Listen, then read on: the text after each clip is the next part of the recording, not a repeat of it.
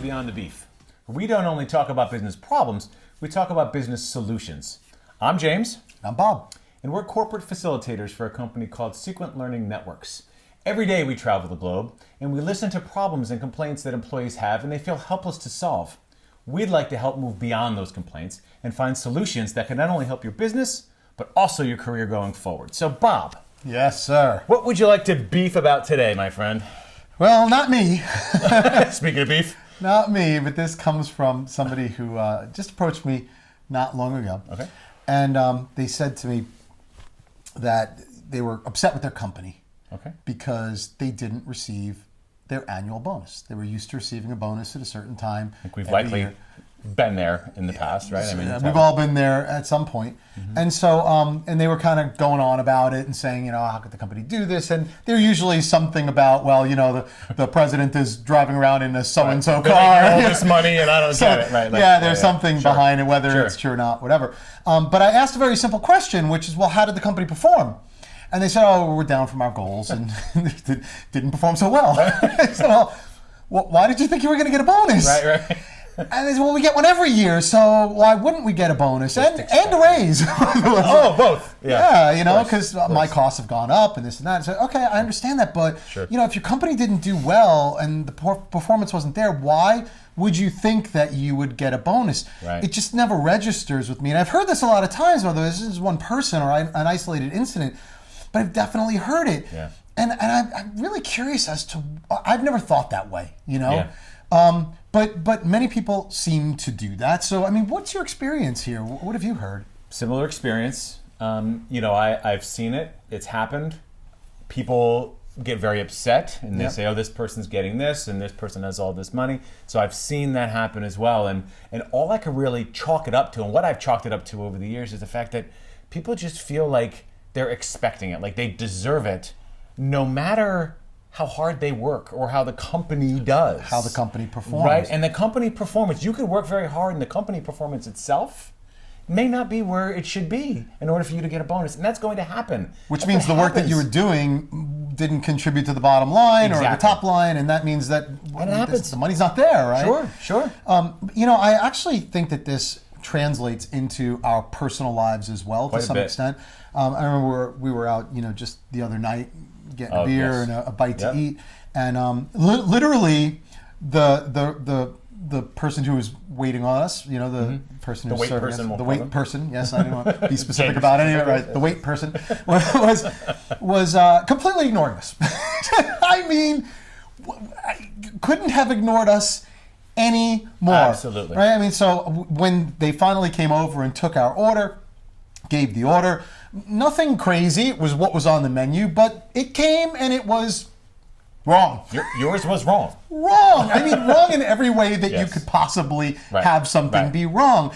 And the reaction, of course, was, you know, I'll take it back. I'll do what I need to do. But at that point, I was so upset because, you know, everyone else had their food. You take it back. You redo my entire dinner. I'm sitting there waiting. Right. It's horrible. Finished the dinner.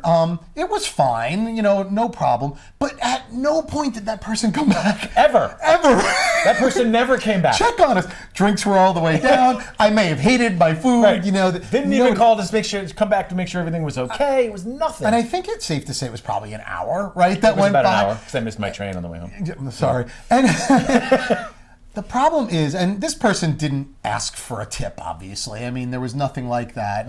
But it's more like I felt somehow like if I give less than the 15 to 18 to 20% that is standard, then I'm doing something wrong.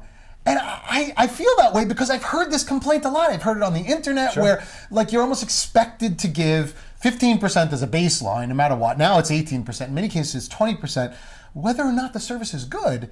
And maybe this is inside my own head. I don't know how you feel about it. I agree.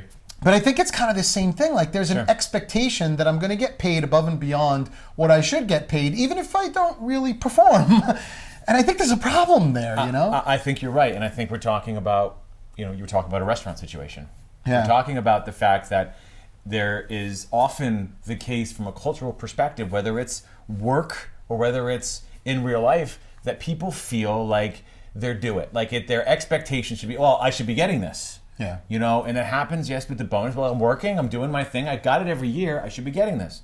And the same thing from your experience, our experience, you know, at the restaurant we were at, person probably, and I don't want to speak for the person because we didn't even see them to talk to them or ask them, but they were nowhere to be found. Right. So, they don't work there anymore for all I know. But couldn't even complain if they wanted to. But I've been in the same situation, and I feel guilty.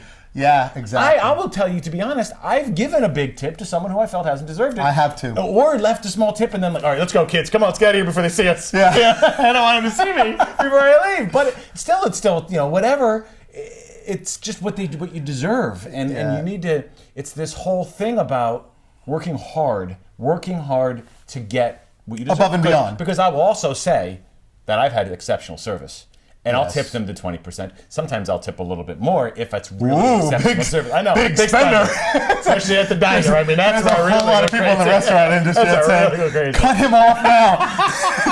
20% for exceptional service. Wow, you know, no. But I know exactly what you mean. That's what I mean. And I think honestly, this whole thing, you know, I bring it back to this talk of tips because we've all been in situations where people do expect tips when they're not really going above and beyond. But it's no different in business, and you expect a bonus when maybe you're going above and beyond in your job, but your company's not going above and beyond. Well, guess what?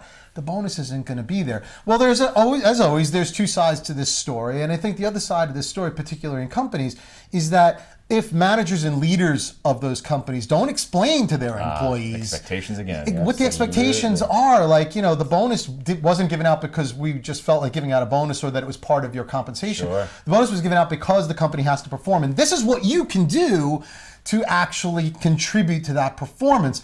Well, if you communicate that the right way, which I don't think enough managers do, then what will happen is the employees will understand what that compensation is tied to, and they won't come to expect that. Sure.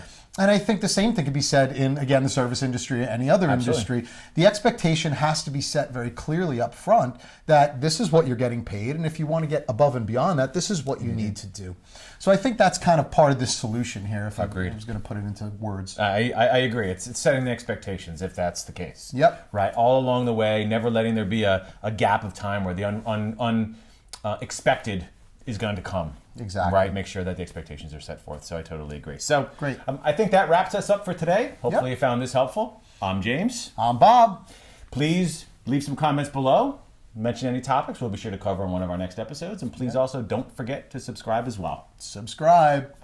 So thank you again for joining us on Beyond the Beef. Thanks. Thanks.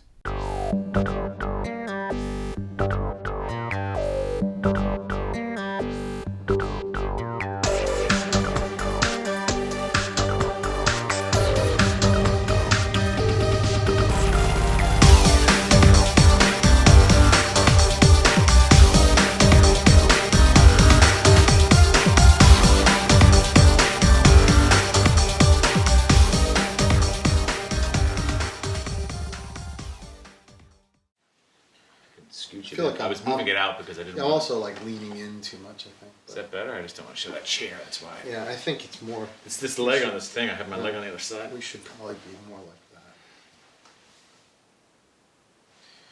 It's interesting doing that a little bit. You're right. Could be. Yeah, I kind of like it more. Okay.